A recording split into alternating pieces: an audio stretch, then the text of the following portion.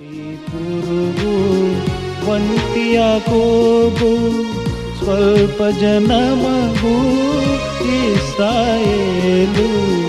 విమోచకుడు పరిశుద్ధ దేవుడు విమోచకుడు పరిశుద్ధ దేవుడు భయము వలదని సహాయము చేయును పర్వతములు తొలగి కర్తరిలిన్నను వేట్టలు బహుగా సమాధానము విడచిపోదు నీ వందన తొలగిపోదు పర్వతము తొలగి